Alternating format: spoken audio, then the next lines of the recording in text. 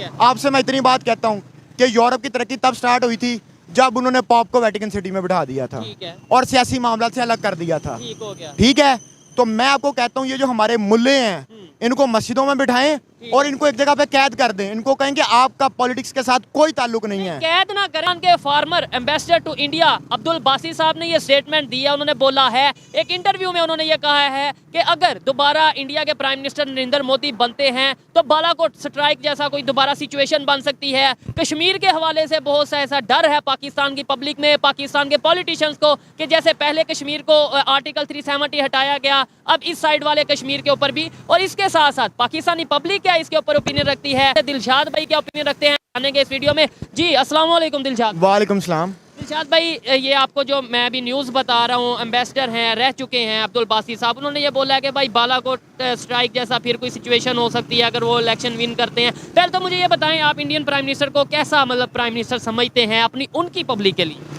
यार सबसे पहले तो जो नरेंद्र मोदी है उनका अपनी नेशन के लिए तो वो बहुत अच्छा आदमी साबित हुआ है, क्योंकि इसके दौर के अंदर उसने बहुत तरक्की किया इंडिया ने। और ख़ास तौर पे आप देखें जो G20 हुआ है उसमें उसकी बड़ी अपना है अचीवमेंट। और उसके बाद जो उन्होंने अब उनकी स्टॉक एक्सचेंज देख लें, आप उनकी मईशत देख लें, वो मेरे ख्याल 4th लार्जेस्ट इकोनॉमी है। 5th लार्जेस्ट इकोनॉमी है, लेकिन उनके मुताबिक कुछ ही सालों में वो 4th और 3rd लार्जेस्ट इकोनॉमी बन जाएंगे। और उसके बाद रिसेंटली जो उनका कतर का इशू हुआ है, उसके बाद जो इसराइल का इशू हुआ है, उस सब में उन्होंने ना अपनी नेशन का मुकदमा जो है ना वो बड़े अच्छे तरीके से लड़ा है। चाहे वो फॉरेन पॉलिसी की तरफ से देख लें, इकोनॉमी की तरफ से देख लें, या उनके देखें ना, सबसे बड़ी बात तो ये है कि इंडिया के अंदर बहुत सारे कल्चर्स हैं, बहुत सारी जुबानें हैं, बहुत सारे मज़ाहिब हैं। उन सबको मेरे ख्याल इकट्ठा रखना यही बहुत बड़ी अचीवमेंट होती है।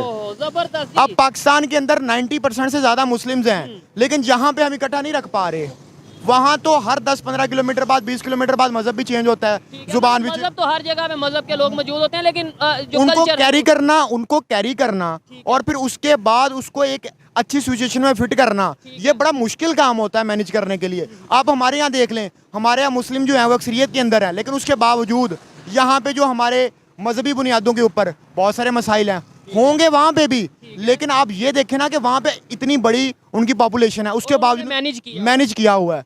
पाकिस्तान के अंदर तो ऐसा जी यहाँ पे मैनेज नहीं हुआ, यहाँ पे तो एक अक्सरियत है फिर भी मसाइल है। अच्छा दिलशाद भाई, आपने ये बात की कि यहाँ पे 90% मुस्लिम्स हैं या 90% से भी ज़्यादा, और वहाँ पे बहुत से ऐसे मज़हब के लोग रहते हैं। मेरे ख्याल से जो मैं फील करता हूँ जब उनसे मैं इंडियन से बात करता हूँ या मैं कमेंट सेक्शन पढ़ता हूँ, उनका ये मानना है या उनकी भी ये सोच बन चुकी है कि भाई हमारे यहाँ पे जो भी है वो इंडियन है। हिंदू मुस्लिम सिख ईसाई अपने अपने घरों में या अपने अपने वो उसमें होगा, लेकिन वो सब एक दूसरे को एज ए इंडियन समझते हैं। ये हमारे माइंड में कंसेप्ट है कि इंडिया में मुसलमान भी हैं, इंडिया में हिंदू भी हैं, इंडिया में मुसलमानों पे पता नहीं क्या है, या पाकिस्तान में मुसलमान ज़्यादा। यानी पाकिस्तान में पाकिस्तानी होने चाहिए, हिंदुस्तान में इंडिया वाले होने चाहिए, इंडिया में इंडिया वाले होने चाहिए। ठीक है, ये जब कंसेप्ट आता है कि यहाँ पे मुस्लिम हैं, यहाँ पे हिंदू हैं, आपको नहीं लगता हमारी इस सोच से ही बहुत सा डिफरेंस आ जाता है? यार सबसे पहले तो मैं आपको ये कहता हूँ कि मजहब का कोई अमल दखल नहीं होता।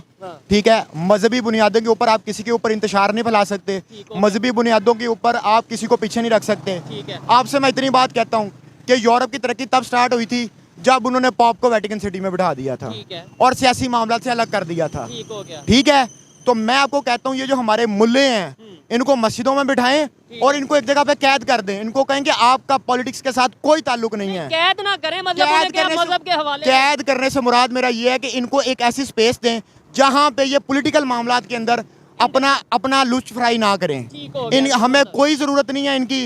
एक आजकल के जो हमारे, अब आप 5वीं क्लास के बच्चे को उठा के पूछ लें कि जमीन क्या स्टेशनरी है, और हमारे 80-80 साल के उलमा कराम बच्चों को ये पढ़ा रहे हैं जमीन स्टेशनरी है। मैं आपको एक छोटी सी मिसाल दे रहा हूँ। मैं इनको ये कह रहा हूँ कि आप मजहबी बुनियादों पे मजहब को साइड पे रखें।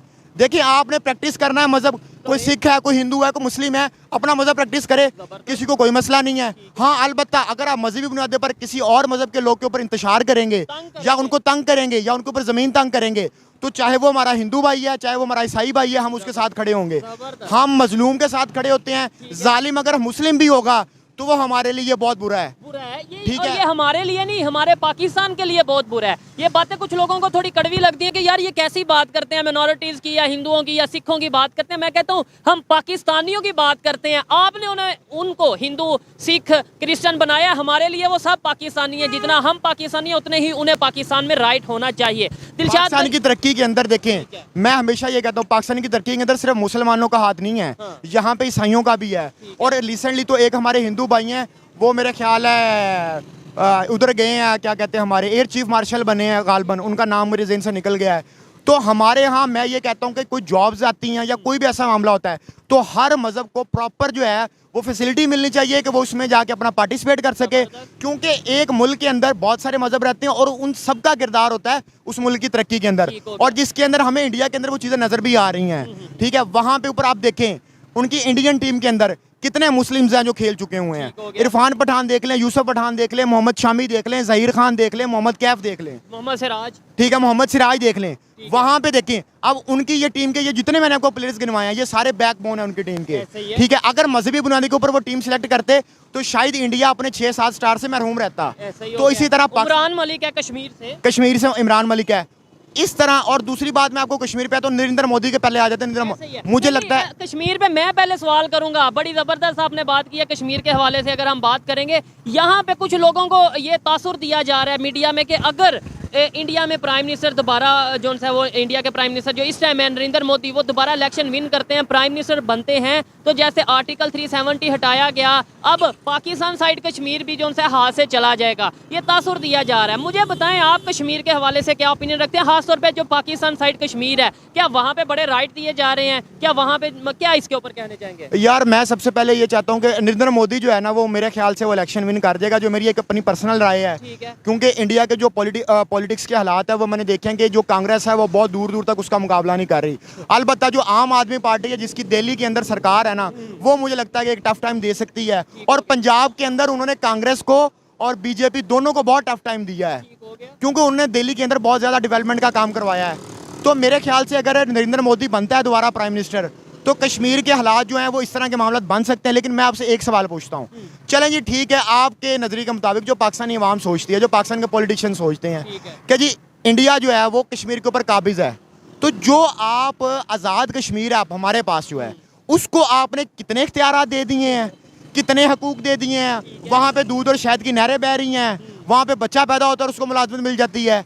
सर वहाँ पे हालात बहुत ख़राब है। इवन हमारा जो लाहौर जिस जहाँ पे हम खड़े हैं ये पाकिस्तान का सबसे ज़्यादा पॉपुलेटेड है, दिल है पाकिस्तान का दिल है, लेकिन यहाँ पे आपको हज़ारों लोग बेरोज़गार मिल जाएंगे। तो हमने आज़ाद कश्मीर को ऐसा कुछ दिया नहीं है। नहीं, नाम तो दिया ना कि आज़ाद कश्मीर, यानी कि हमने ये तो दुनिया को बताया कि ये आज़ाद है, यानी नाम के हवाले से आज़ाद। अगर आपने ज़मीन का टुकड़ा हासिल करना है तो वो आप हासिल कर लें, लेकिन जो ज़मीन पे टुकड़े पर रहने वाले लोग हैं उनके भी कुछ हकूक होते हैं, उनको भी कुछ देना होता है। उनको सेहत की सहूलियात देनी होती है, तालीम की सहूलियात देनी होती हैं, जो कि आपके पास देने के काबिल नहीं है। यार आप लोग, अगर आप लोग काबिल नहीं है तो भाई देखें, आप जो कश्मीर के लोग हैं, मेरा को 3-4 कश्मीर के लोगों से वास्ता पड़ा है, उनमें से ज़्यादातर लोगों की मैंने राय ये देखी है कि वो पाकिस्तान के साथ नहीं आना चाहते, जो कि मेरी एक पर्सनल राय, आप इख्तिलाफ कर सकते हैं इस बात से। ज़ाहिरी बात है। और मैं जब कश्मीर गया हूँ, ख़ास तौर पे यूथ की बात करें, ख़ास तौर पे एजुकेटेड लोगों की बात करें, उन्होंने यही बोला है। लेकिन उन्होंने ये बात क्लियर की है कि भाई पाकिस्तानियों से हमें कोई गुस्सा, कोई गिला, कोई शिकवा नहीं है, लेकिन पाकिस्तान की गवर्नमेंट से हमें बहुत से शिकवे हैं। हम पाकिस्तान के साथ नहीं रहना चाहते, एज ए नेबर, एक अच्छे नेबर के तौर पर रहना चाहते हैं, लेकिन ये नहीं कि हम पाकिस्तान का हिस्सा बनना चाहते हैं, क्योंकि हम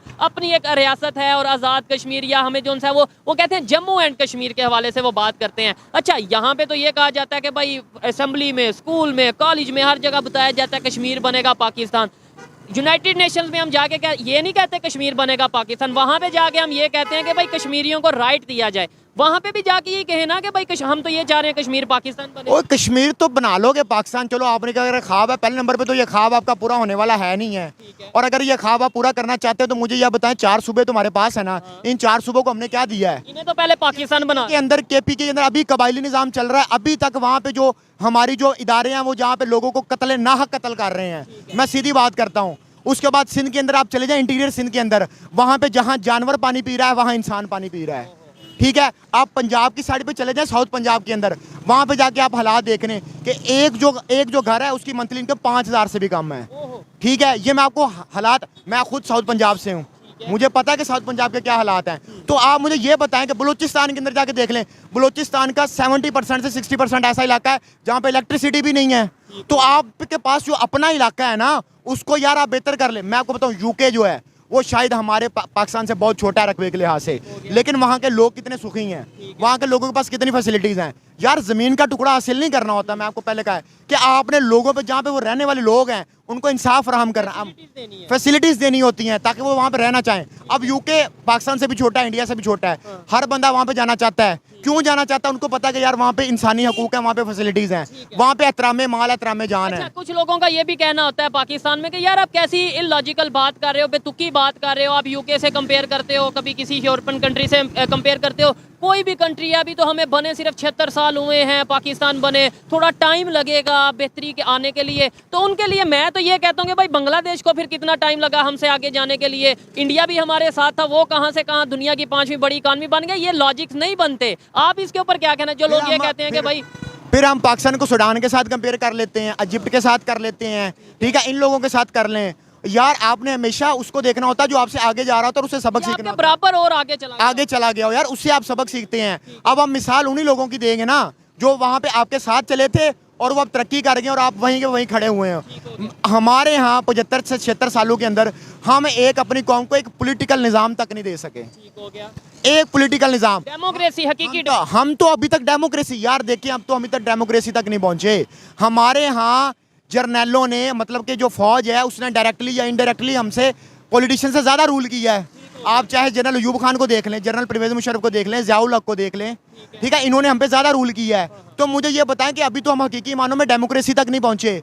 मैं आपको हमेशा हल बताता हूँ। लोग बहुत सारी बात करते हैं, कुछ लोग कैपिटलिज्म की बात करते हैं, सोशलिज्म की बात करते हैं, मैं डिक्टेटरशिप की बात करते हैं। मैं कायल हूँ डेमोक्रेसी का, ठीक है, और मैं देख रहा हूँ कि पाकिस्तान के अंदर अगर आपने हालात बेहतर करने हैं तो आपने डेमोक्रेसी को फॉलो करना पड़ेगा। यहाँ या तो आप डिक्टेटरशिप चाहते हैं ना, तो फिर आप खुल्लम खुल्ला ऐलान करें कि डिक्टेटरशिप आप चाहते हैं। Indian prime minister Narendra Modi की स्टेटमेंट बहुत पुरानी है, वो कहता है कि हमें तो ये नहीं पता पाकिस्तान में किससे बात करें। यहाँ पे पॉलिटिशियंस मामला चला रहे हैं, फौज मामला चला रही है, इदारे मामला चला रहे हैं, एजेंसीज चला रही हैं। अब मैं एक पाकिस्तान के मेन स्ट्रीम मीडिया, उसके ऊपर एक ISI का वो क्या नाम है उसका, जनरल था, उसका मैं प्रोग्राम सुन रहा था। उस बंदे का ये कहना था कि ISI किसी को जवाब दे नहीं है। ठीक हो गया। क्यों जवाब दे नहीं है? वजह, जब हमारी पार्लियामेंट जवाब दे है, जब हमारा सेनेट जवाब दे है, जब हमारा पुलिस का निज़ाम जवाब दे है, तो वो क्यों जवाब दे नहीं है? मैं एक सवाल करता हूँ उनसे। ठीक है, सवाल करना आपका राइट है, लेकिन सवाल उतना ही कीजिएगा कि जितना आपको जवाब अच्छे से मिल जाए। ये ना हो कि आपको जवाब मिले ना मिले, हम आपको ना मिले या आप हमें ना मिले।